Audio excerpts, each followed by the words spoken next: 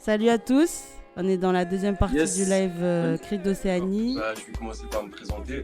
Bonjour à tous. Je m'appelle Juan. Du coup, moi, je suis métis wallisien espagnol et je faisais mes études à Paris.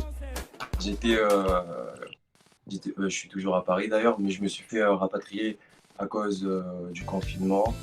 Du confinement, d'un moment, flemme d'être confiné. Du coup, j'ai eu la chance de pouvoir revenir à Nouméa. Donc, voilà. Tour de table, Rudy. Bonjour à tous, moi c'est Rudy, du coup je suis à Wallis, je suis métis wallisien algérien et du coup ça fait maintenant 2 ans que je suis rentré au pays après avoir vécu une bonne partie de mon enfance et de mon adolescence en métropole. Salut, moi c'est Steve, je viens de Tahiti et là en ce moment je suis sur Paris aussi. Et voilà.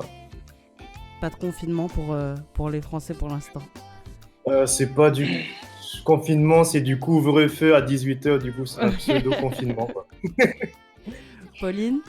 Coucou, moi je suis en deuxième année de licence à Amiens. Et voilà, toujours ici, mais du coup à distance pour les cours. Et Brice. Vas-y.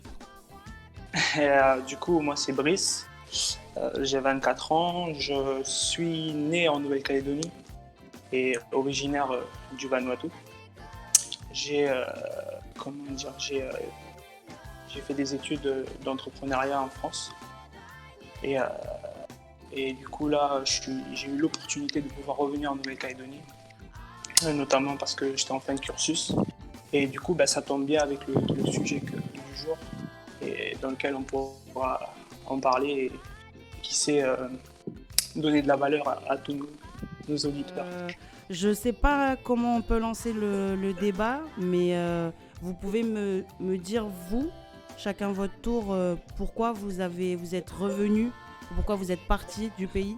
En tout cas, salut Sanka, salut Juan et merci de nous accueillir en tout cas sur Cri d'Océanie et d'aborder des thématiques bien centrées sur nous océaniens.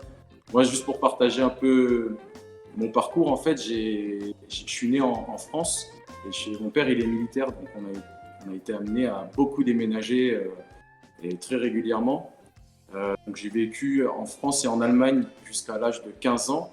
Et à 15 ans, j'ai décidé de revenir à Wallis pour faire mon lycée. C'était une décision qui était un peu forcée par mes parents parce que je faisais beaucoup de conneries en France. Donc ils m'ont dit d'aller apprendre la vie à Wallis à mes 15 ans.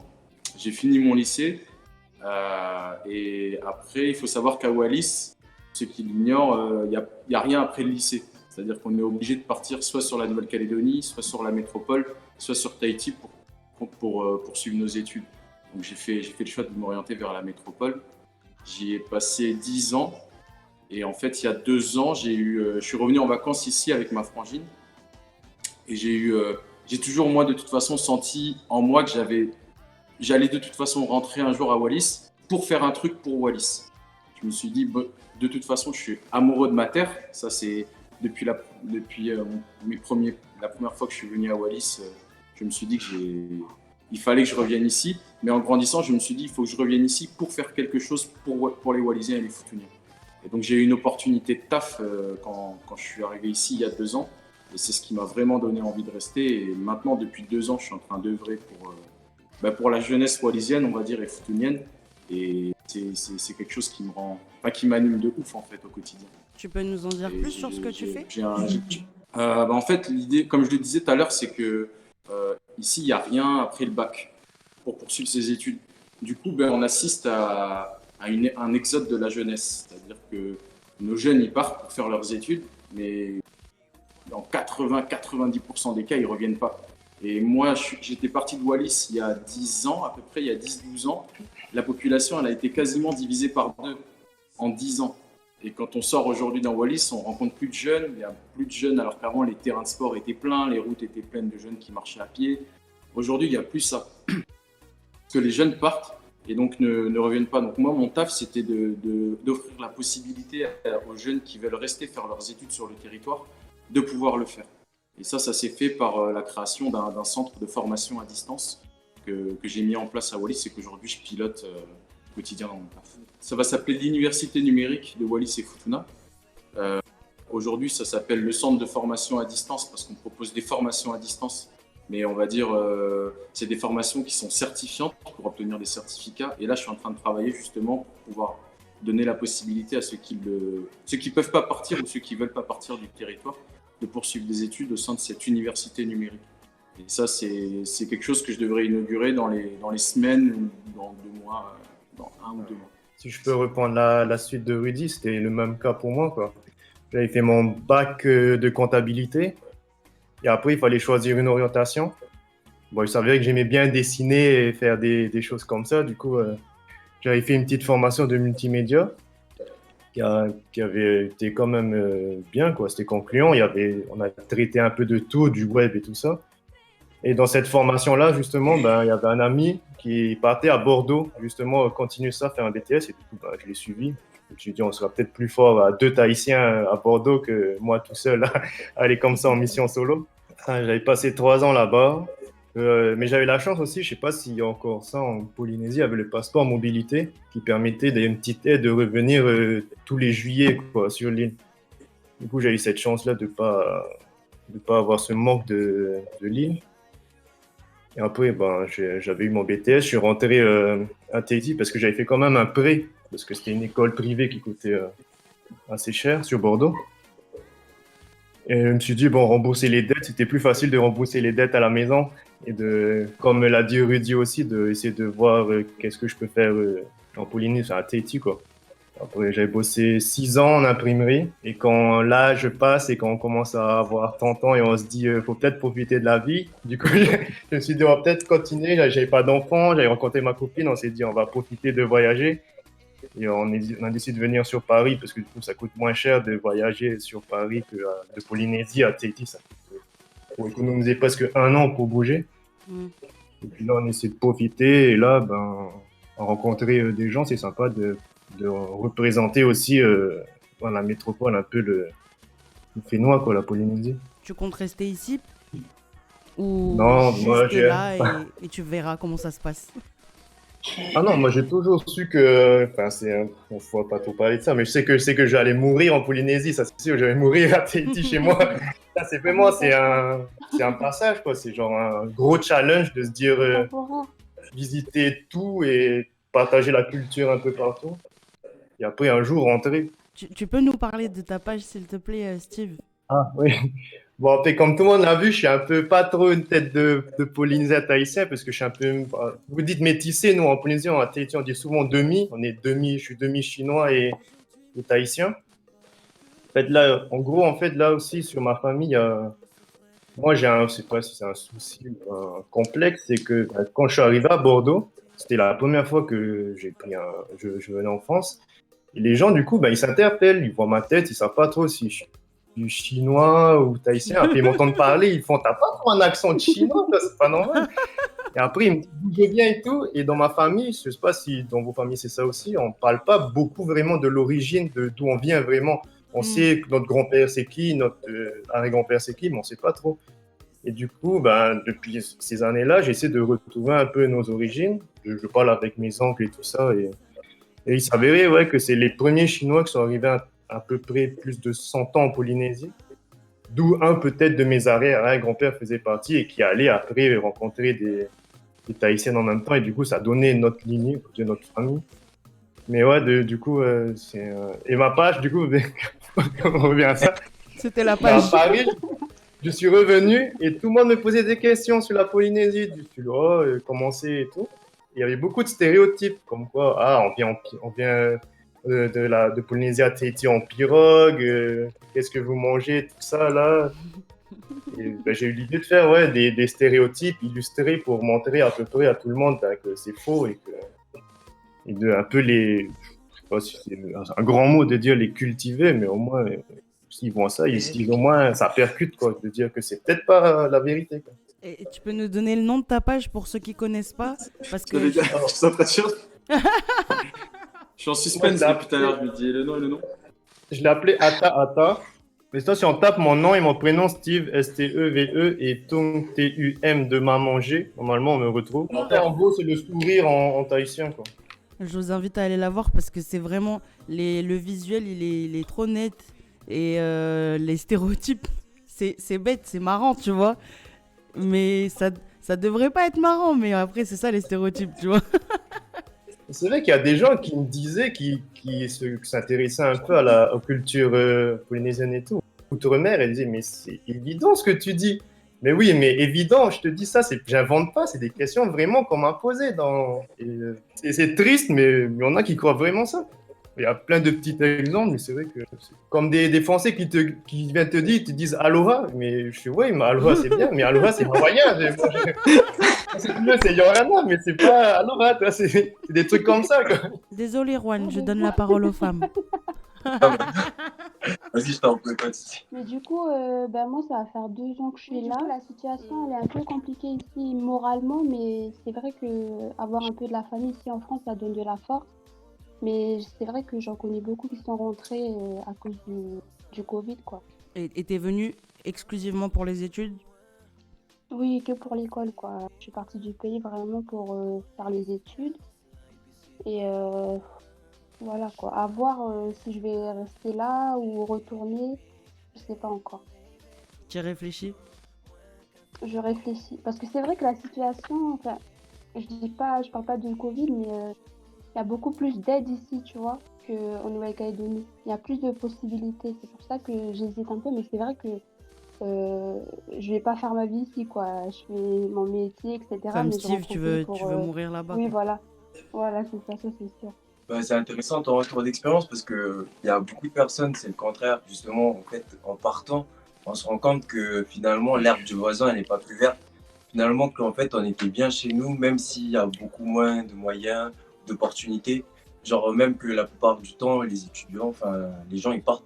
Justement, c'est pour étudier parce que même si ici, on a une université, il n'y a pas tous les débouchés. Et j'imagine, toi, ça devait être ton cas, comme le cas de la plupart, qu'à partir du moment où tu veux suivre ou t'engager dans une formation universitaire, il n'y a pas forcément le cadre et aussi les cours qui suivent ici à l'univers. Mais après, ceux qui partent, c'est forcément qu'il n'y a pas la formation au pays, quoi. C'est pas... Enfin, c'est un peu...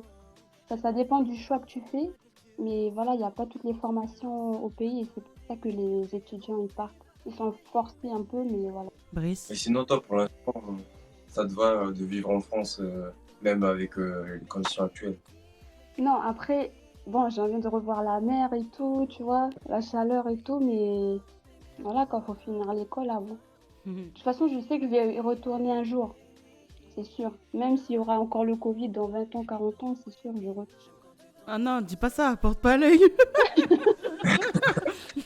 Tu vas partir avant. Elle a pas dit 1 an, 2 ans, elle a dit 20 ans, 40 ans. Et du coup, Brice, toi, ce serait pourquoi justement tu es en France et du coup tu es revenu ici? Ok, alors déjà c'est super intéressant tous les partages qu'il y a eu là, notamment de tous ceux qui ont pu aller en France, comment dire, se cultiver et puis faire des études. J'avais fait une première année ici à l'université de Nouvelle-Calédonie. C'était cool, mais c'était plus du loisir, on va dire, que pour aller faire les études parce que tous ceux qui ont connu l'UNC savent de quoi je parle. Avec les foot, les parkings, tout ça. Et du coup, je me suis dit, vas-y, j'ai envie de m'ouvrir et de faire autre chose que ce qu'on a été habitué, on va dire, en Nouvelle-Calédonie. Et c'est pour ça que j'ai fait des démarches tout seul, déjà, d'une, parce que j'ai pas prévenu ma famille que je voulais partir en France et tout. Et j'ai fait des démarches tout seul, j'ai été me renseigner à passeport mobilité, mais je me suis dit, vas-y, je vais tester, au pire, si ça marche pas, c'est pas grave, mais je vais essayer. Et du coup, pour rebondir sur ce que Pauline disait, moi, je suis pas allé en France pour comment dire, parce qu'il n'y avait pas les études ici en Nouvelle-Calédonie, c'est juste parce que je voulais sortir, en fait. Et du coup, j'ai choisi notamment AES, Administration économique sociale, ce qui n'existait pas ici, mais c'est à peu près la même chose, c'est à peu près l'équivalent de la licence éco-gestion à l'université. Du coup, j'ai reçu un mail comme me disant « Ouais, tu pars dans 1 mois et tout », et hop, j'étais là « Ah ouais, ça se concrétise et tout, va falloir que je dise à ma famille ».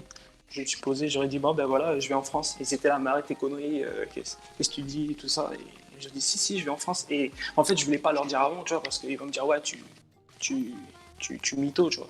Et j'ai dit, non, regarde, je vais montrer le mail et tout. Et ils ont vu le billet et tout, ils étaient là, ah ouais, du coup, c'est vrai, tu vois. Et du coup, je suis parti. Et pour synthétiser un peu, je me suis beaucoup ouvert d'esprit, échangé avec l'entrepreneuriat, notamment. Ça a développé mes compétences et ma vision, en fait. Par rapport à la vision, je m'étais toujours dit, ouais, je vais en France pour acquérir des compétences et pour avoir un bon poste, pour acquérir des biens matériels et tout. Mais au fur et à mesure, ça s'est affiné et je me suis dit, en fait, non, moi, ce que je voulais, c'était aller en France pour acquérir les compétences, revenir au pays pour inspirer, motiver un peu notre communauté, en fait. Et ce ne sont pas que la communauté vanotaise. Je parle de toute la communauté ilienne un peu, parce que moi je pense qu'on a ce côté commun là, de posséder les mêmes valeurs, que ce soit le partage, la parole ou autre, ou encore le fait qu'on soit sur une île, qu'on soit insulaire. Et ça, je trouve que c'est fort. Tout ça aussi, ça peut s'expliquer notamment par la colonie, enfin le peuplement du Pacifique. Ça partait des Austronésien et en fait ça a été une même boucle un peu et c'est pour ça qu'on peut voir qu'on a les mêmes traits, genre par exemple pourquoi à OVA il y a des Wallisiens, c'est ça, c'est parce que voilà il y a eu ce peuplement qui s'est fait en une sorte de boucle en fait et du coup ça je trouve ça super enrichissant et notamment suivez Cri d'Océanie qui partage des contenus très très intéressants et du coup qui nous a permis aujourd'hui de se rassembler pour notamment partager nos visions et donner, comme je dis toujours, de la valeur à ceux qui nous suivent et qui nous entourent. Merci Brice, merci trop, merci du soutien en vrai. Je rigole, mais ça touche toujours de voir ce soutien. On est ensemble. Juan, tu peux nous parler toi On est ensemble. Parce que du coup, toi, même si tu fais partie de l'équipe, tu as la même vie en fait. Ouais.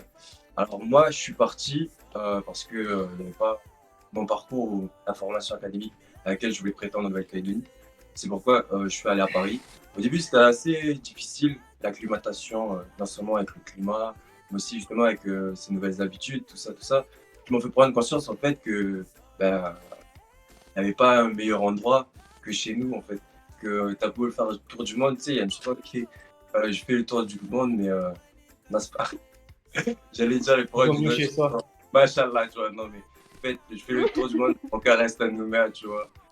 Et en gros, c'était assez ça que j'ai vécu à Paris parce que je me suis rendu compte que chez nous, il y a des avantages et des inconvénients et que quelque part, quand même, ça reste le meilleur qu'on propose par rapport, en tout cas, moi, de ma vision et de mon expérience que j'ai pu vivre en France. J'ai une question pour vous tous. Est-ce que vous êtes tous venus tout seuls? Ouais, je suis parti tout seil, ouais. Toi, Je suis parti Steve, tout seul, je suis revenu tout seul et je suis reparti tout seul après. Toi, t'es un solitaire. toi. Moi, ma copine était déjà sur... Elle était déjà sur Paris et je l'ai rejoint. Donc, pour la première fois à Bordeaux, mes parents ont profité de voyager un peu. Du coup, ils m'ont accompagné un mois, après ils sont partis après. Oui, je suis venue toute seule. Et Mais après, c'est Comme une grande- les étudiants, Mais groupe tu sais- étudiants. La question, c'est de savoir aussi, vous venez tout seul, mais vous repartez à combien après?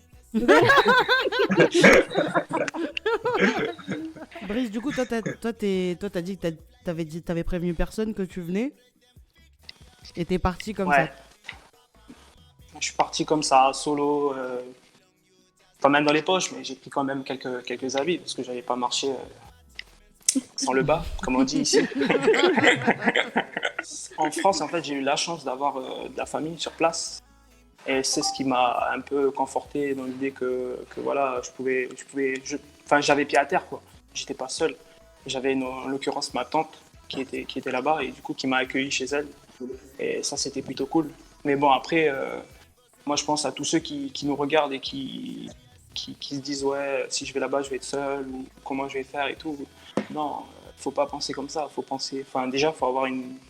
Enfin, moi, je parle du côté du entrepreneuriat. Faut avoir une vision, tu vois, de ce que tu veux faire dans l'avenir. Et du coup, s'interroger vraiment sur pourquoi tu fais ça. Et c'est surtout le pourquoi, moi, je pense, qui est très très important de bien le formaliser. Et ensuite, tu fonces, tu fais des plans d'action et pour atteindre ces objectifs. Et du coup, pour revenir au fait qu'il ne faut pas se mettre des barrières et pour aller en France, moi, je conseille à tout le monde de voyager parce que c'est comme ça que tu te construis, que tu construis ton mental, en fait, ton mindset et que tu acquiers de l'expérience, des connaissances.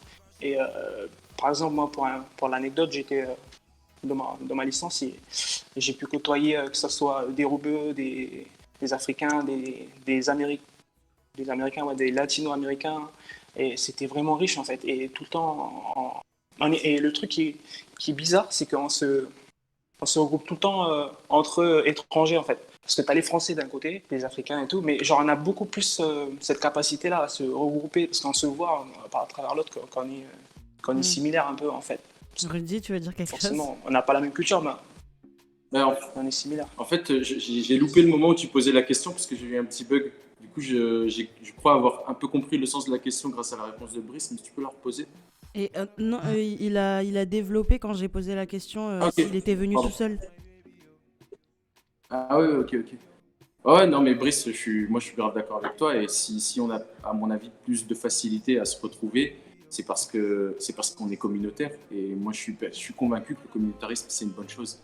Tu vois, ça, j'en suis persuadé. Ceux qui disent le contraire l'appliquent de toute façon parce que la métropole, c'est le pays, on va dire que le communautarisme, c'est pas bien. Mais à l'étranger, et pour être allé à Abu Dhabi, à Dubaï, dans des autres endroits, les Français se regroupent entre eux aussi. Donc, c'est parce qu'on a besoin de repères, c'est parce C'est qu'on a humain, besoin en fait. C'est même de se savoir pas, entourer. ça appartient même pas à Bien une sûr. communauté spécifique. C'est humain tu vas dans un endroit que tu connais pas, tu vas avec des gens que tu reconnais, tu vois. Dans la jungle, les animaux, ils vivent tous entre eux, les tigres entre tigres, les lions entre lions, les zèbres entre zèbres, mais ils viennent tous boire au même point d'eau. Ça, Donc, oui, c'est nous les lions. Il y a une logique à ça. Exact.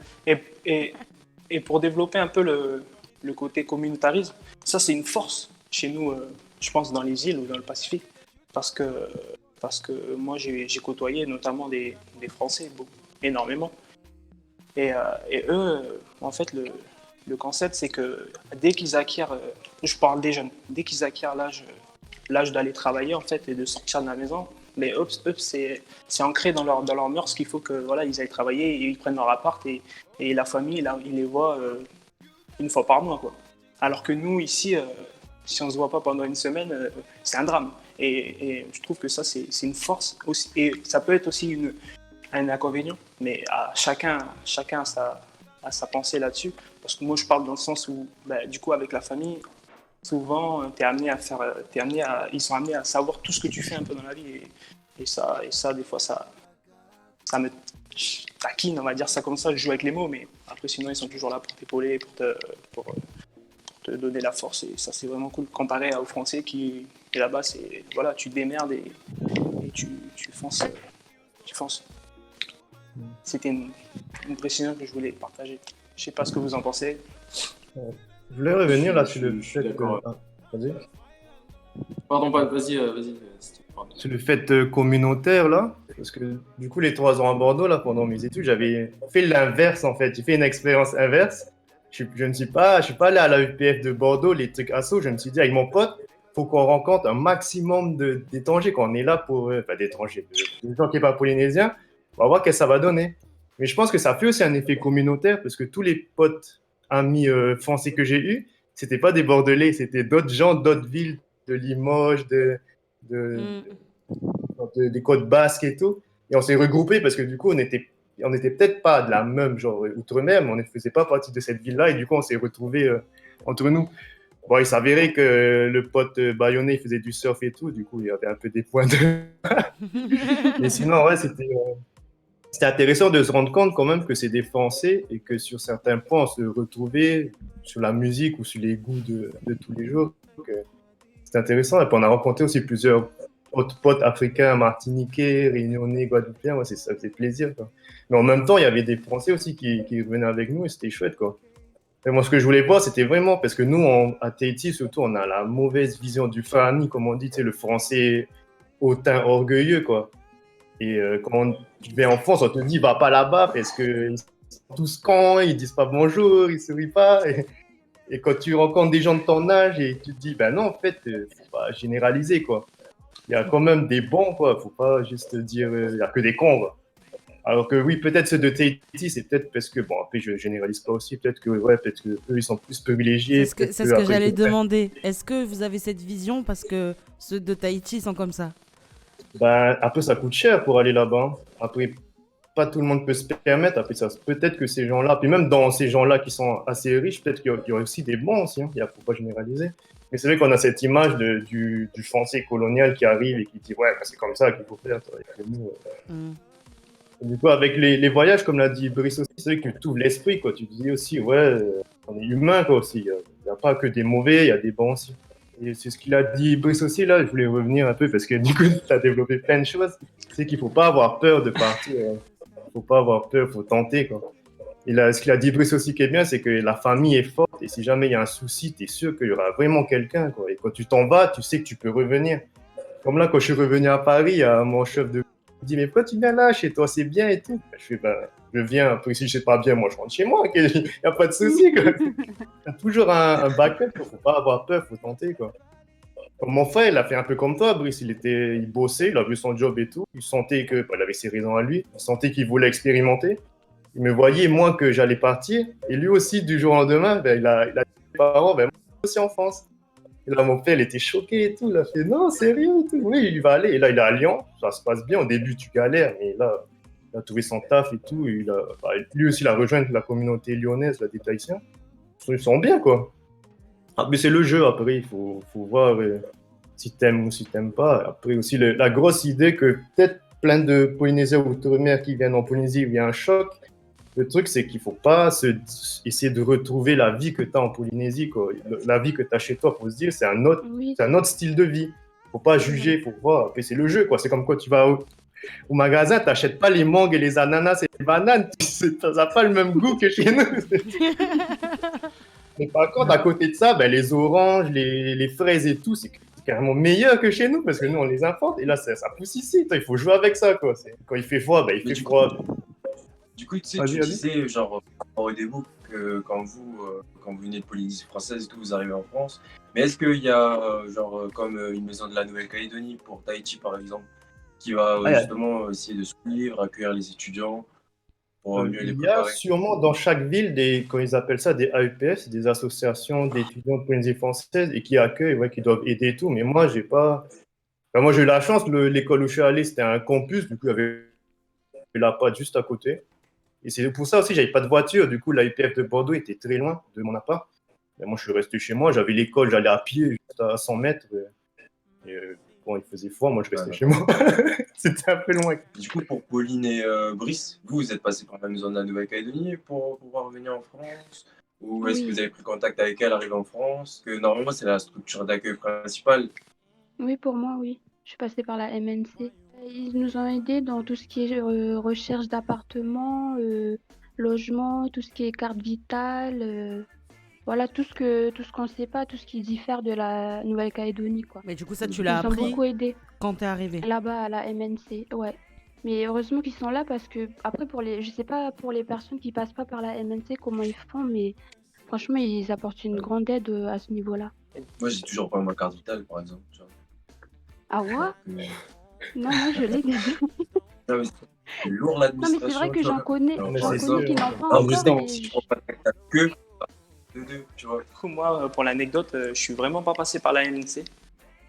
Je vous explique, en fait, moi, quand j'ai fait mes démarches et tout, j'ai fait une démarche auprès de la bourse de l'État.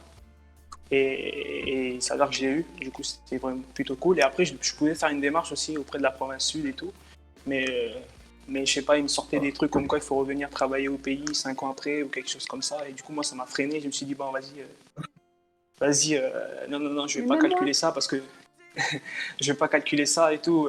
Au moins comme ça, parce que moi, dans ma tête, je voulais être libre et aller parcourir le monde, on va dire ça comme ça. Je me sentais un aventurier, mais alors que pas du tout.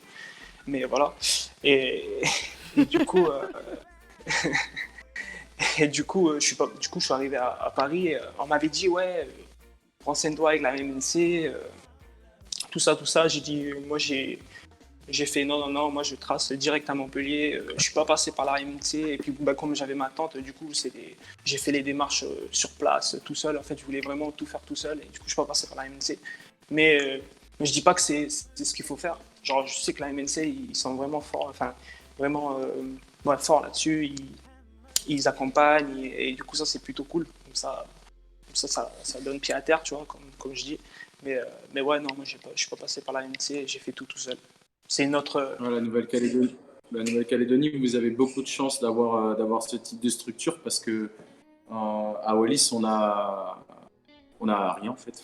On a la délégation de Nouvelle-Calédonie qui est censée accueillir les Wallisiens à Paris, mais finalement les Wallisiens ils arrivent partout sauf à Paris quand on arrive en métropole. Souvent ils sont dispatchés chez la famille. Et donc nous, ce qu'on fait en fait, enfin ce que j'ai fait l'année dernière, c'est que j'ai monté un programme de préparation des étudiants à leur départ en métropole, parce qu'on a le même calendrier qu'en Nouvelle-Calédonie où le calendrier décalé en fait scolaire où l'année se finit en décembre et les élèves, les bacheliers doivent attendre septembre de l'année d'après pour intégrer une école. Donc ils ont ces 6-7 mois de battement, on va dire, et c'est là nous qu'on les prépare au cours d'un programme pour leur faire découvrir un peu la métropole. Parce que si pour des Calédoniens, c'est difficile d'arriver en métropole tout seul, je vous laisse imaginer pour un Wallisien à quel point ça peut l'être encore plus. Pour la plupart des Wallisiens dont je me suis occupé l'année dernière, ils étaient une cinquantaine de jeunes bacheliers. Il y en avait 40 qui n'avaient jamais mis un pied en France. Non, 45 qui n'avaient jamais mis un pied en France et 30 qui n'avaient jamais mis un pied en Nouvelle-Calédonie, qui n'étaient jamais sortis de Wallis. Wallis, je vous rappelle, ça fait 17 km sur 8, c'est juste minuscule.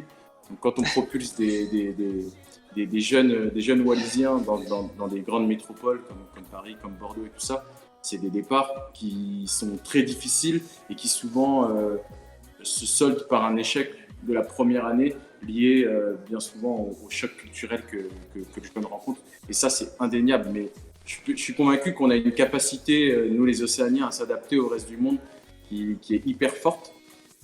On le remarque tout.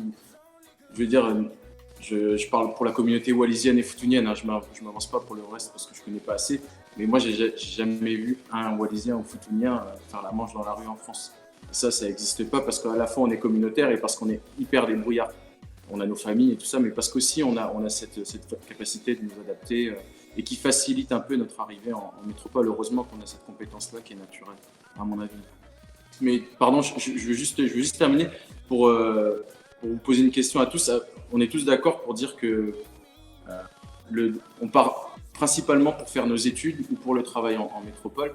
Mais selon vous, pourquoi on ne revient pas? Pourquoi il n'y a pas assez de jeunes qui reviennent au pays? J'aimerais avoir votre... Ouais, c'est vrai là, ce qu'il dit.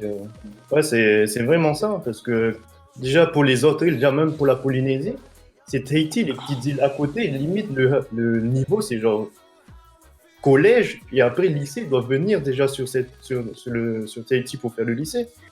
Et après le lycée, il y a des bacs, il y a quelques BTS, il y a l'université. Comme l'a dit Brice, l'université, des fois ceux qui vont à l'université, après c'est la déroute. Mais ouais, après il n'y a plus rien. Il n'y a plus rien. Après la solution, c'est sortir et s'aventurer soit en métropole ou soit ailleurs. Et du coup, selon vous, pourquoi les jeunes reviennent pas au pays? Parce que je pense que Wallis, c'est pas le seul dans ce cas-là. Je pense qu'en Nouvelle-Calédonie et à Tahiti aussi, il y a beaucoup de jeunes qui partent et qui reviennent pas Moi, je pense que... je ne sais pas quelles sont les raisons qu'on vous expose la plupart du temps. Il n'y a pas de boulot. Et quand il y a le boulot, les gens qui sont là, c'est les anciens et ils veulent pas laisser leur place. Du coup, c'est le truc, quoi. Ça, c'est vrai. Mais je pense qu'au-delà de ces choses qui sont basiques, tu vois, il y a aussi... tu sais, souvent, tu pars pour des études et tu te rends compte que tu n'arrives pas au bout des études. Et tu te dis, si je rentre, en fait, je serais parti pour quoi, tu vois? Et tu te retrouves à être bloqué dans le pays où tu pars et tu rencontres quelqu'un et tu as des enfants et en fait, tu peux plus quitter la France ou peu importe où tu vas parce que tes enfants, ils veulent pas partir. Tu vois, il y a plein aussi de trucs comme ça qui font que les gens, ils partent pas. C'est des choses simples, hein, mais c'est une réalité qu'il faut en parler. Après, tu en as d'autres aussi, c'est des facteurs, on va dire, qui sont plus liés à la famille. Il y en avait qui avaient besoin de faire une pause ou justement de s'éloigner un peu. Après, il y en a aussi... des îles où justement, tu vois, genre, retrouver un peu l'anonymat, ce genre de choses. Il y en a beaucoup aussi qui, c'est l'occasion Ouais, pour bien eux de sûr. prendre de la distance vis-à-vis de ça. Parce que Aussi. il y avait des choses qui se passaient qui n'étaient pas forcément d'accord et que, bah, Ouais, c'est moi à la c'est sûr maison, que dans nos îles, on j'arrive pas à n'est faire ça. jamais anonyme. Ouais, c'est Tu dis un prénom, l'avantage et tout le monde sait qui l'inconvénient de c'est. la communauté. Quand c'est famille, trop famille, ouais, c'est vrai que t'as le devoir familial après aussi. T'es famille un peu avec tout le monde, donc Ouais. Tout le monde te connaît. Et tu connais tout le monde.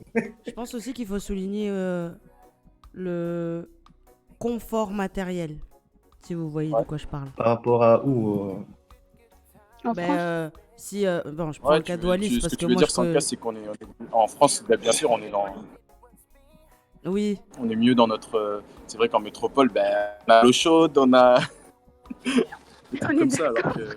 mais en plus, même des trucs, tu vois, si t'as un peu l'âme de Brice par exemple, t'es un peu aventurier.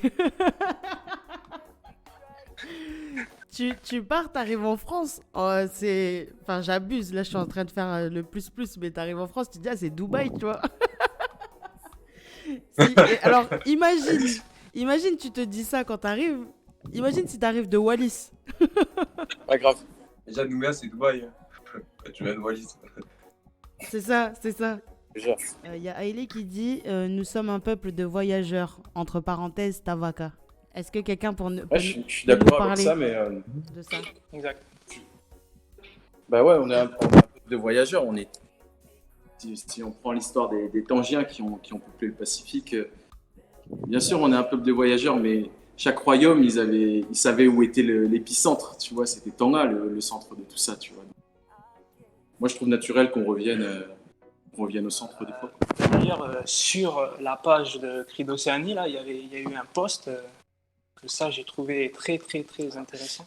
En gros, qui disait on a beau voyager partout dans le monde et tout, mais le poids avec lequel on construit notre pirogue, qui fait l'occurrence le voyage, et ben, c'est notre identité et voilà, il faut toujours revenir à la source en fait. Et ça, je trouvais super inspirant.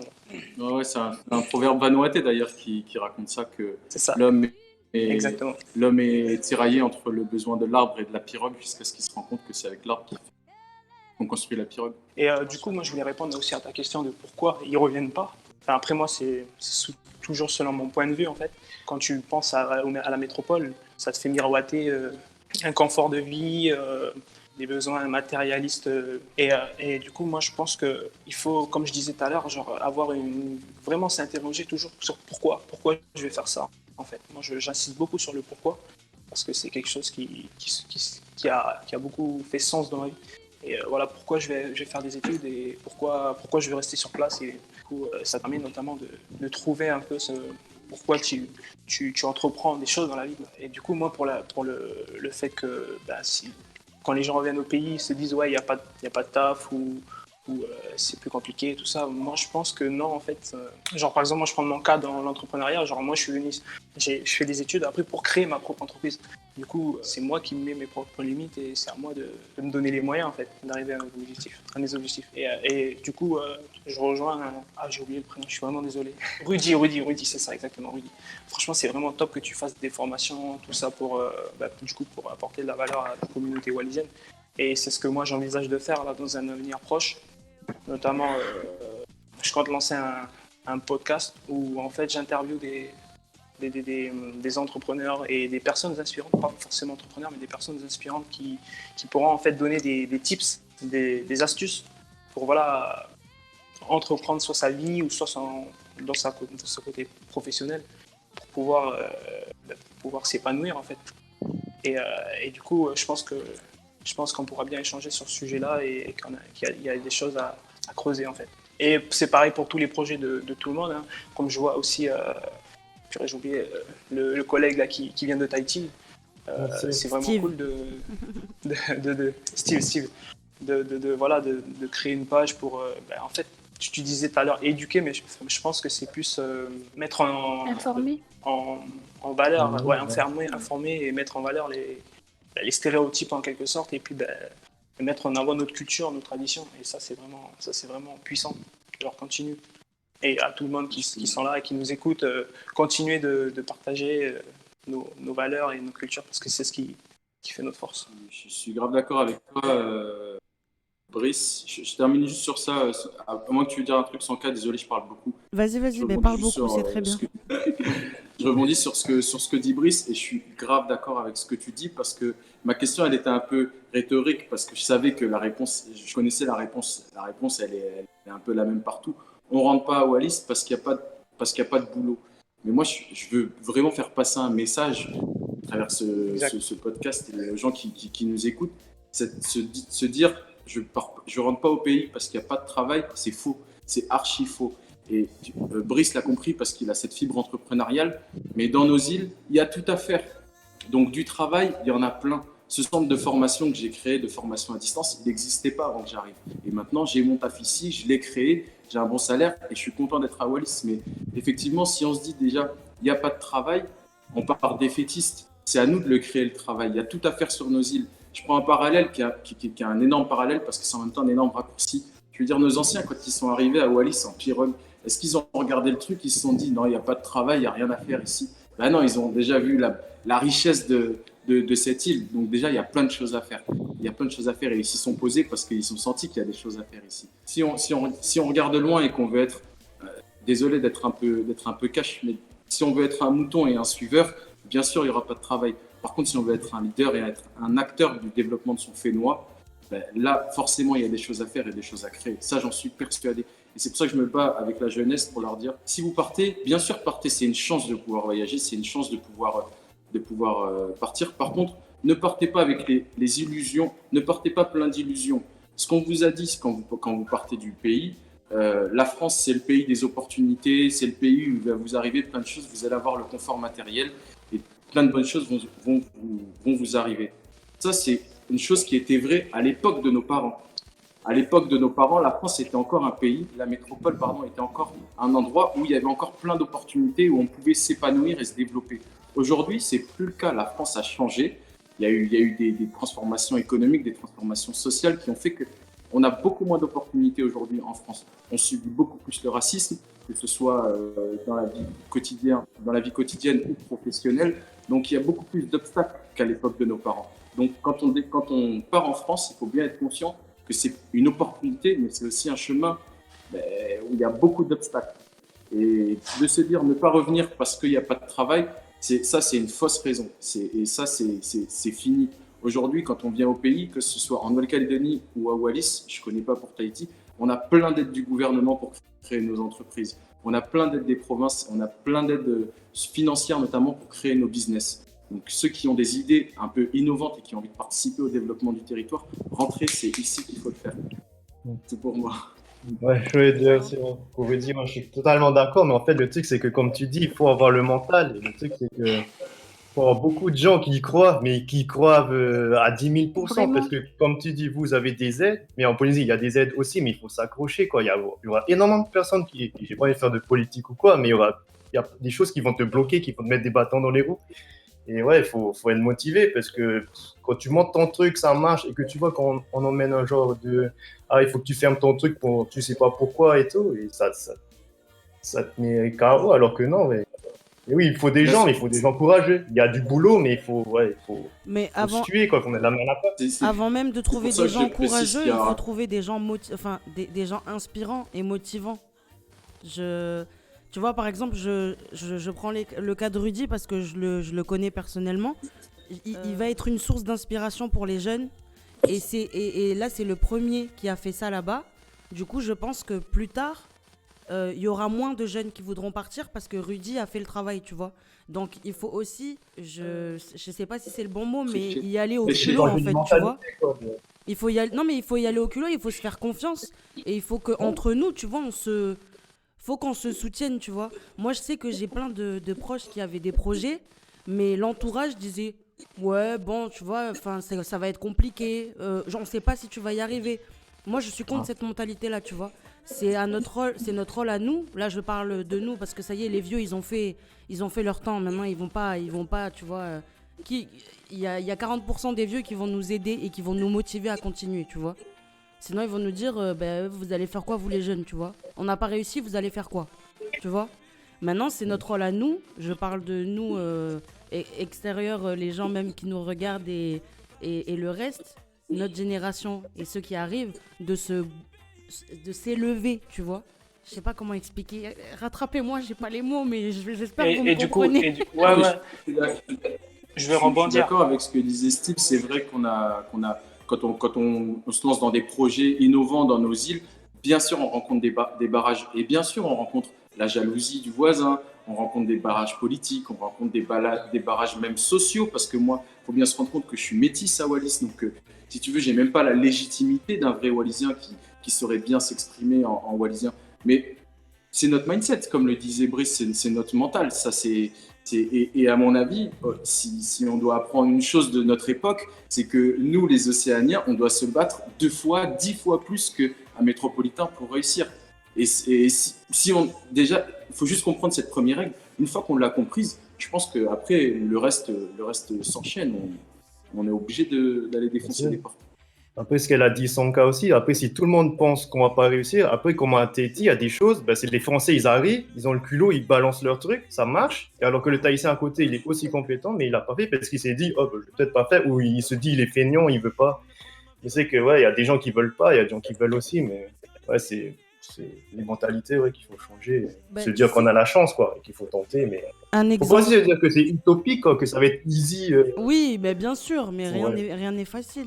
Mais un exemple bête, nous c'est pas, enfin je dis pas, je vais pas dire, on n'est pas des pros, tu vois, quand je parle de Cris d'Océanie. Mais quand on a créé cette page, on n'avait pas la prétention de vouloir être le média. Je ne dis pas média, tu vois, vraiment on partage des connaissances. Mais quand je vois l'ampleur que ça prend, je vois que tous les messages qu'on reçoit, les gens ils sont contents qu'on fasse ça. Nous on l'a fait parce qu'il y avait personne qui l'avait fait avant nous, tu vois. On voyait pas de page petit à francophone qui nous rassemblait et qui portait nos voix, tu vois.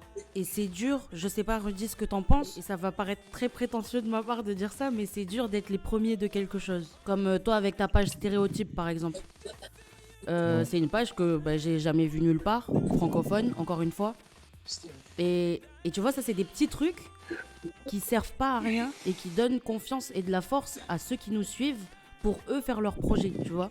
Dans l'entrepreneuriat, il faut savoir qu'il y a un domaine qui est le réseautage, mais aussi le fait de s'entourer de personnes bienveillantes et qui vont te tirer vers le haut, en fait. C'est ça le concept, genre il faut se tirer vers le haut. Enfin, ce que je pense, il faut se tirer vers le haut et s'entourer vraiment de personnes bienveillantes et positives. Parce que forcément, par rapport à une loi là dont je suis fan, c'est la loi d'attraction. Tu attires ce à quoi tu penses, tu vois. Et forcément, si tu penses que tu vas pas y arriver ou autre, ben ça va. C'est comme un aimant en fait. Tu as des vibrations en fait. Tu vibres à une certaine fréquence et tu vas attirer ce à quoi tu penses. Et par rapport aux personnes aussi que tu côtoies, genre souvent on dit tu es la moyenne des 5 personnes que tu côtoies. Dans le sens où si tu côtoies des personnes négatives ou autres, forcément tu vas être comme eux. Genre, et vraiment faire attention avec qui tu t'entoures, tu vois, parce qu'il y aura toujours des gens voilà, pour te tirer vers le bas. Et non, ce qu'on veut, c'est tirer vers le haut et voilà, créer, s'épanouir dans ce qu'on fait. Et vraiment aussi, le concept aussi, je pense qu'on n'a pas souligné, mais qui est super important, c'est le fait de, là on le voit avec le développement, comment dire, les catastrophes naturelles et ce qui engendre le réchauffement climatique, voilà, c'est ça. Moi, je pense qu'il faut aussi qu'on ait une cause, une mission sur Terre, tu vois, dans le sens où vraiment se dire que tu fais ça, c'est pas pour que toi, en fait, c'est pour vraiment participer à une cause, que ce soit noble ou pas, mais de faire avancer les choses, tu vois. Moi, par exemple, j'ai cette idée-là de voilà, inspirer la communauté et les pousser à entreprendre, parce que c'est mon domaine, et les pousser à entreprendre, notamment pour converger vers une transition écologique saine et durable. Durable dans le sens où pour l'avenir, pour nos enfants, en fait, il faut qu'on leur laisse ce qu'on a vécu, en fait. Bon, là, ça commence à éveiller les consciences, mais il faut continuer, il faut persévérer. Tu sais, les gens, ils ont pas de, c'est pas qu'ils n'ont pas de repères, mais ils disent, ouais, personne l'a fait avant, pourquoi moi je le ferai. Voilà, mais non, en fait. Ouais, Pauline. voilà. Mais du coup, par rapport à Rudy pardon, juste terminer, par rapport à Rudy et tous ceux qui sont là, genre vraiment, c'est à nous vraiment de montrer la voie par l'exemple. Et il n'y a que comme ça qui vont s'identifier à nous et ils vont installer cette démarche, en fait, parce que je pense que c'est une démarche plutôt qu'avoir des capacités, c'est une démarche que tu installes tous les jours et tu arrives à un objectif. C'est comme tout, c'est comme le sport, quand tu as des objectifs, tu installes, tu répètes des habitudes qui sont cohérentes pour arriver à cet objectif-là. Et du coup, voilà, c'était ce que je voulais dire. Je te laisse la parole, Pauline. Mais du coup, je suis d'accord avec toi. En fait, je pense que si on voit plus de personnes de notre communauté par exemple, des entreprises ou etc., ça va encourager la jeunesse en fait à vouloir faire la même chose en fait. Mais de Mais ça, s'identifier, le c'est problème important. aussi, c'est que oui, voilà. Et c'est ça le problème, c'est qu'il n'y en a pas beaucoup et c'est pour ça qu'on n'a pas forcément la volonté de le faire parce que voilà, on n'y croit pas ou des choses comme ça. Exact. Ouais, c'est clair, Pauline, parce que là, ce que je me suis rendu compte l'année dernière en m'occupant là, des jeunes pour leur préparation au départ en métropole, c'est qu'ils n'avaient pas de rêve. En fait. Je leur demande, tu vois, on fait un travail par exemple sur l'orientation. À mon avis, c'est un gros problème aussi des jeunes d'ici, ils s'orientent mal. Ouais, tu vois, moi je sais pas, à 18 piges, moi je sais pas, je voulais être acteur, je voulais être danseur, je voulais être chanteur, je voulais être astronaute. J'avais des rêves plein la tête, quoi, tu vois. Et aujourd'hui, tu leur demandes, vous rêvez de quoi? C'est quoi votre rêve? Je sais pas, je m'identifie à des personnages de série, des businessmen. Je me suis dit, tiens, j'ai envie d'être lui, j'ai envie d'être lui. Et aujourd'hui, moi, en tout cas, les jeunes à Wallis, quand je leur demande, vous voulez faire quoi plus tard? C'est quoi ton rêve plus tard? Il y a R. Et je me suis rendu compte qu'ils n'avaient pas de rêve parce qu'ils n'avaient pas de modèle. Et bien qu'ils aient maintenant accès à toute la technologie d'Internet et tout le contenu que ça représente, ils n'arrivent pas à s'identifier à des personnes célèbres ou à des personnages dans des séries ou j'en sais rien. Parce qu'en fait, ils veulent s'identifier à un local et ils n'ont pas on va dire, de vrai local qui a communiqué sur sa réussite ou sur son parcours. Et du coup, aujourd'hui, ils ont peu d'exemples. Je veux aussi revenir à ce qu'on avait dit là, que je sais plus si c'est Brice qui avait développé là, que c'est vrai qu'on vient d'un peuple voyageur et que ouais, du coup on est un peu dans notre sang de voyager. Et quand les gens ils nous voient partir orienter, ils sont quoi, mais c'est vrai qu'on a aussi le droit nous aussi de voyager, quoi. C'est pas parce que on est sur une île. C'est pas le truc en fait. C'est pas juste de dire parce que notre peuple était voyageur, enfin, on a un peu le droit quoi aussi. La question qui nous pose souvent les gens d'ici, c'est pourquoi vous êtes venus ici en France? Mais ils savent pas que être en France, après, nous, on peut voyager. Genre, c'est plus près d'être en France pour aller dans d'autres pays à côté, plutôt que de partir. Et vous, pourquoi vous êtes venus chez nous? Voilà. C'est ça la question que j'ai envie de leur poser. Sujet sensible. C'est qu'on n'avait pas tout le confort, mais on était bien. Tu vois, la meilleure réponse que tu peux avoir, Pauline, à ce genre de questions, c'est celle-là. Tu vois, moi, ce genre de questions, tu vois, pourquoi vous êtes venu chez nous? Bah, vous, pourquoi vous êtes venu chez nous avant, tu vois? Enfin, on est là parce qu'on est là, en fait, tu vois. On n'a pas à se justifier, on n'a pas de raison à donner, on est là parce qu'on est là. Quand on vient en France, les Français ils demandent pourquoi on est là, mais on est français, dans le point de vue français, on est. Du coup, c'est comme si on de Paris, t'allais à Toulouse aussi, en vrai. Mais déjà, est-ce qu'ils sont au courant qu'on fait partie de la France, quoi?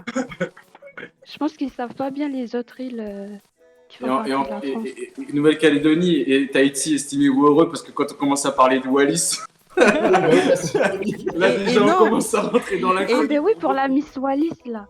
Et surtout Steve, c'est que toi, tu viens de Polynésie française. Oui. On entend le mot Polynésie française. Alors quand nous, on dit je suis polynésien, mais de Wallis, mais tu n'es pas tahitien. Ah oui, tu vois ou pas? Ça, après, c'est pas vraiment le notre truc. faute, après, on est désolé. Ah oui, non, mais ça c'est clair que c'est pas de votre faute. Mais tu vois, même, on en parlait avec Amé là il y a pas longtemps, et Juan aussi, c'est que les gens ils pensent que Polynésie française, c'est que Tahiti, tu vois. T'en as parlé aussi dans ta et page. En plus, des fois, c'est Bora Bora aussi, quoi. Mais oui, bon. voilà, déjà. Mais Comme alors, ça. quand tu essayes d'expliquer que l'Océanie, c'est pas que Tahiti, et qu'il y a d'autres îles, il y a la Mélanésie, la Micronésie, et quand tu expliques qu'un Wallisien, c'est polynésien, mais pas de la Polynésie française, je te jure, les gens, ils pètent un plomb. Après ça aussi, c'est un peu aussi délicat, parce que, genre, polynésien, je crois que c'est c'est que ceux du triangle polynésien. Genre, c'est Marquise, île de Pâques et Nouvelle-Zélande, quoi. Et toutes les îles qui sont à l'intérieur. Et après, tout, c'est l'Océanie, mais la Mélanésie, c'est vrai que c'est pas dans la Polynésie. Oui, bah oui, La ça Mélanésie, c'est sûr. essayer de faire le mélange de tout ça, c'est vrai que c'est un peu le raccourci facile. Et j'aime bien, Rudy, ton idée là. La prochaine fois que quelqu'un me posera la question, je dirai ça. De quoi tu parles de quoi? Ben, si quelqu'un me demande pourquoi t'es venu ici en France, je lui dirai pourquoi t'es venu chez moi déjà. Tout de suite dans l'excès. D'ailleurs, Rudy, il y a Ça Pan, a commencé. y a Pan qui a posé une question pour toi. Tu sais quoi les formations que tu proposes? Là, l'idée, en fait, là j'ai lancé le dispositif l'année dernière. Et sur la première année, l'idée c'était de s'approprier l'outil. Pour les locaux, c'est pas évident de faire du e-learning, de la formation à distance où tu es tout seul devant un PC avec ton petit casque et puis tu suis des cours. Donc c'était des formations assez simples sur de la compétence.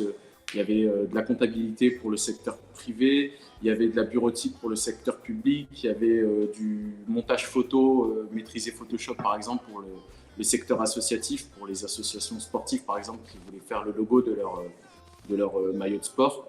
Et donc là, cette année, le dispositif, il évolue. En fait, j'ai répondu avec les territoires, a répondu. Du coup, j'ai passé les auditions avec les ministères de l'enseignement supérieur et de la Caisse des dépôts pour pouvoir labelliser le territoire à ce qui s'appellera le campus connecté. Et du coup, ça permettra de proposer BTS, licence, master à distance sur le territoire. Donc la carte des formations, elle n'est pas limitée. En fait, elle s'adapte aux besoins des locaux. L'idée, en fait, ce que je veux vraiment faire, c'est je travaille en même temps sur une étude qui s'appelle la gestion prévisionnelle des emplois et compétences. Désolé, c'est un peu chiant là, c'est un peu technique ce que je suis en train de dire. Mais pour résumer, c'est en fait analyser quelles sont les compétences disponibles sur le territoire, d'un côté. De l'autre côté, quels vont être les métiers porteurs et les métiers d'avenir sur le territoire. Et de proposer au milieu l'appareil de formation local adapté. Et l'idée, c'est de former dès aujourd'hui les jeunes Wallisiens à des postes de décideurs ou des postes stratégiques sur le territoire qui seront disponibles demain. L'idée, c'est de proposer des formations qui vont leur donner du taf ici et des tafs de décideurs et des tafs stratégiques. Parce que malheureusement, ces postes-là aujourd'hui sur le territoire, et en grande partie à cause du fait que les jeunes ou les Wallisiens et Futuniens ne reviennent pas. Les postes stratégiques sur le territoire sont détenus par des non-locaux, par des gens qui ne sont pas Wallisiens et Futuniens. Et ça, moi, ça me dérange. Parce que ça veut dire que les décideurs de notre territoire, je vais me mettre dans la merde, mais les proviseurs de lycée, le président de notre assemblée territoriale, l'ancien président, c'était un papa Lani. Alors, il a plein de qualités et c'est quelqu'un qui sait défendre le territoire, mais c'est aussi quelqu'un qui a plein de casseroles au cul. Et pour moi, le fait de voir quelqu'un qui n'est pas wallisien ou foutounien à la tête président de notre assemblée territoriale, je trouve que c'est n'importe quoi en fait. Parce que du coup, finalement, si on n'est plus décideur de notre avenir, on n'en est plus maître. Et ça me pose un problème. Donc moi, l'idée, c'est que je veux vraiment orienter les jeunes vers des formations qui vont leur donner un poste stratégique sur le territoire. Et qu'on devienne un peu souverain de notre fénois, quoi. Parce qu'aujourd'hui, malheureusement, on n'a pas ces postes-là. Parce que les jeunes qualifiés ne reviennent pas sur le territoire. J'ai envie de poser une question, c'est un peu une question bagarre quand même. Vas-y. C'est que j'aime bien ça. J'hésite, ouais, je sais, mais... Ce que tu es en train de dire là, qu'on soit un peu souverain. Qu'est-ce qu'on peut penser du coup des Blancs ici en France qui pensent comme toi? Ouais, c'est une bonne question. Mais de toute façon, en France, ils sont pas prêts. Ils sont pas prêts. Je veux dire, jamais on aura un président noir ou un président rebeu. Tu vois, jamais. Tu vois, en France. Parce que la France est archi pas prête à faire ce genre de démarche, tu vois. Il pourra avoir toutes les qualités du monde. Et s'il est musulman, arabe, noir ou chinois, il sera jamais président de la République. Ou en tout cas, pas avant, dans 50 ans, j'en mets ma main à couper, tu vois. Je trouve que nous, on est déjà beaucoup plus tolérants là-dessus. Ça va, c'était pas bagarre. Et c'était surtout eux qui ont commencé, hein, du coup. C'est eux qui ont commencé. On en revient là. Non mais oui, comment ça s'appelle, Brice a tout à fait raison. Nous, on a notre légitimité en métropole parce que je veux dire, c'est pas nous qui nous sommes imposés, tu vois. C'est eux qui sont venus. Ils sont venus dans nos îles, ils ont foutu leur merde. Ils ont apporté plein de bonnes choses, plein de merde aussi. Et du coup, en échange de la merde, ils ont dit bon, vous êtes français quand même, tu vois. Donc vous pouvez venir. Tu vois, donc Ouais, il a dit. c'est un faible dédommagement, je trouve. Ouais, il y a eu ça, et puis je pense qu'il y a aussi eu le fait qu'ils ont dit ouais, vous pouvez venir, c'est dans le sens où eux, ils veulent attirer les têtes en fait. Ils veulent maximiser leur profit, c'est toujours dans le profit dans leur intérêt en fait, de faire venir les étudiants et tout. Et ils veulent essayer justement de les garder, de leur faire miroiter des postes, un confort et tout, pour justement œuvrer pour leur richesse. Mais Ça pose un problème Comment social en plus à Wallis parce que du fait que les jeunes ne reviennent pas, du coup, ça va être, je vais le dire un peu, je vais essayer d'être un peu délicat là-dessus parce que je veux dire, ici, on va garder, si on enlève la petite partie de gens qui reviennent, finalement, on n'a que des gens qui sont soit restés à Wallis, soit juste allés en Nouvelle-Calédonie. Ces personnes-là, malheureusement, ils n'ont pas une vision globale du monde. Et très facilement, ils se font enfumer. Et du coup, politiquement et socialement, il y a un impact sur ça qui est énorme. Si à la tête, ou si tous nos décideurs locaux, ici à Wallis et Futuna, avaient le niveau d'élévation, tout à l'heure Sanka parlait de s'élever, je pense qu'en voyageant justement, on s'élève et on comprend un peu mieux le monde. S'ils avaient tous ce niveau de compréhension-là, on ne se ferait pas enfumer et je pense que nos îles elles seraient un peu plus développées. Donc, faut pas se dire c'est injuste, il n'y a que des blancs ou des métropolitains à la tête, mais il faut aussi que ceux du pays aient cette connaissance et montrent que on est capable de faire pareil. Il ne faut pas juste se plaindre, il faut aussi emmener les personnes devant. Quoi. moi, j'aurais une question. Désolé les gars. Est-ce que c'est pas justement bien qu'on copie pas énormément le modèle européen, on va dire occidental, dans le sens où on crée des grandes institutions ou de grandes industries, et justement pour préserver un peu nos ressources naturelles et limiter notre impact. Qu'est-ce que vous en pensez là-dessus? En tout cas, moi personnellement, je trouve ça assez difficile à mettre en place parce qu'aujourd'hui, le système dans lequel on évolue, il est héritier en quelque sorte de la colonisation. On a calqué le même système qui existait en France parce qu'en fait, on n'a pas eu le choix. Quelque part, il a été imposé. Et qu'aujourd'hui, repartir tout à zéro dans le même cadre et la législation française, alors qu'elle-même prévoit en fait l'organisation des institutions comme elle l'est aujourd'hui, c'est assez difficile. Bien sûr, il y a de toute façon, notre difficulté dans les îles au XXIe siècle, c'est faire face à cet équilibre entre authenticité, on veut être hyper conservateur d'un côté, mais d'un autre côté, on râle si on n'a pas les évolutions technologiques. Et ça, on est tous d'accord pour se dire qu'à Wallis ou dans les îles, on dit putain, fais chier, le réseau il rame, la 4G ça marche pas, nanana, on est les premiers à râler. Mais d'un autre côté, on veut dire aussi non, par contre là-bas c'est mater, vous installez pas une antenne 4G, tu vois. Donc il y a cet équilibre-là aussi à gérer et se dire comment. Et je pense qu'on n'est pas obligé de copier à 100% le modèle occidental. Mais plutôt se servir. C'est justement toute la démarche de partir du pays et d'ensuite y revenir. C'est qui de mieux qu'un local peut prendre un savoir et l'adapter ensuite à son contexte local. C'est ça. Bien sûr, on va prendre du savoir, mais ça tout le monde le fait. On voyage pour apprendre et les étudiants Erasmus, ils viennent en France pour prendre du savoir français. Comme nous, les étudiants français, on va à l'étranger pour prendre du savoir étranger. Ensuite, on revient, et moi, je parle dans mon cas en tout cas, moi, ma volonté, c'était de revenir ici et de faire partager mon expérience, mon expertise, mais en respectant le cadre local. Alors, bien sûr, c'est difficile parce qu'on va forcément bousculer les mentalités. Et dans tout changement, il y a des réfractaires. Mais c'est dans notre capacité à accompagner les gens au changement que là, on va se démarquer. Et si on arrive à amener ces changements dans la douceur et surtout dans la compréhension, parce qu'un changement, il faut que tout le monde le comprenne pour l'accepter. Je pense qu'on peut essayer de marier cet équilibre entre j'ai une authenticité, j'ai des valeurs ancestrales, j'ai des savoirs ancestraux, j'ai une culture qui m'appartient, et d'un autre côté, j'ai des évolutions qui vont avec l'avancement du monde, j'ai des évolutions technologiques, sociales, culturelles, légales, tout ça, que je dois mettre en place, mais en adaptant à mon contexte aussi local. Amélia, elle a dit revoir la façon de consommer, Exact. par exemple, Je prendre partage le tout à fait bon ton avis. et laisser le moins bon. Dans l'évolution du XXIe siècle, il y a eu l'explosion forcément de la société de consommation, et ça, c'est la chose qu'on a le plus de mal à gérer ici, que ce soit consommé, je veux dire, de manière physique, alimentaire, ou consommé de manière financière. Les achats qu'on voit qu'ils sont très orientés, très calqués sur les modèles occidentaux. On veut des iPhones, on veut manger McDo, alors que c'est vrai qu'on pourrait manger beaucoup plus sain et avoir des plaisirs et des divertissements beaucoup plus simples dans les îles. Mais ça, c'est vrai que c'est difficile. Si vous avez d'autres choses à dire, c'est maintenant ou jamais, parce qu'on fait un dernier tour de table. Après, je pense on va en terminer là.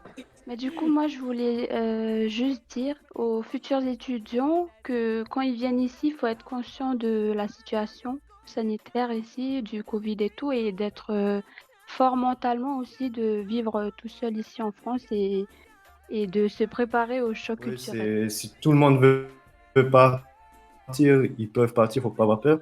Après, chacun a sa vie, hein, faut pas obliger les gens de dire tu pars, mais tu reviens pour aider ton pays. Enfin, chacun peut aider différemment ou pas, enfin, chacun a son choix.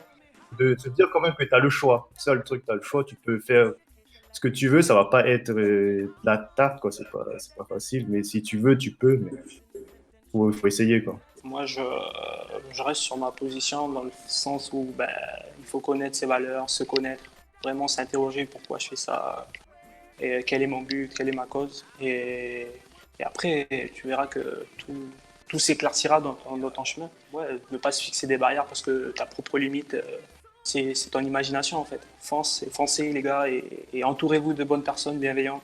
On lâche rien. Amen. Amen. Moi, je vais juste conclure en disant, je l'ai déjà dit, mais pour moi, c'est un message hyper important à tous les jeunes qui veulent revenir au pays et qui pensent qu'il y a leur seule barrière, c'est de se dire qu'il n'y a pas de travail. Oubliez, désinstaller ce logiciel, il est archi faux. Si vous voulez rentrer au pays, rentrez-y. Vous verrez, il y a du travail, il y a plein de choses à faire et plein de choses à créer. Et puis Steve dira, mais si vous voulez pas rentrer, rentrez pas. C'est ça, en fait. Non, mais il a raison. Il a raison de dire aussi. Mais oui, mais c'est vrai que moi, dans mon... Eh, C'est vrai que moi, dans mon discours, on a tendance à se dire, on a tendance à se dire, ouais, c'est vrai, lui, il veut trop nous pousser à rentrer. Non, c'est pas ce que je voulais dire. C'est juste si vous voulez rentrer. Ouais, si vous voulez rentrer, en tout cas, il y a de la place pour tout le monde, il y a du taf pour tout le monde. Ouais. Donc, n'hésitez pas, ne vous mettez pas de barrière. Tout le monde, Bien mais sûr. pas trop tout le monde aussi.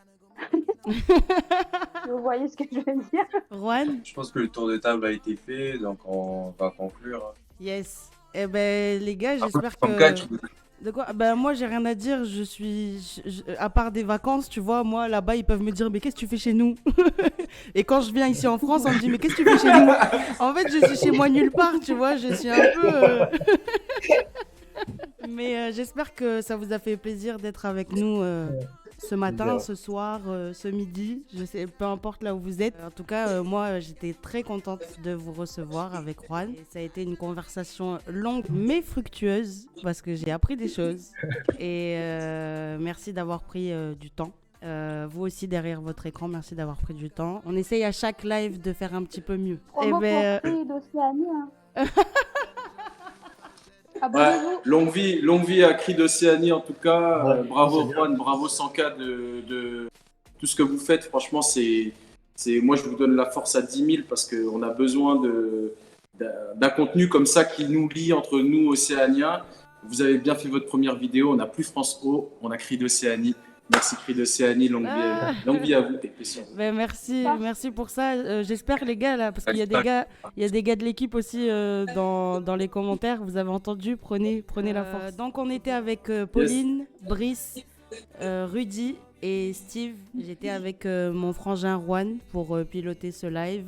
Amélia qui était en première partie avec l'âme du jour qui était Lutti Inc. sur Instagram, vous pouvez la contacter, c'est une tatoueuse. Elle est sur Insta et Facebook. Merci à tous, bonne journée, bonne soirée, bonne nuit, belle vie, que de la force pour vos projets. Ciao. Ciao. Bye. Mais Yes.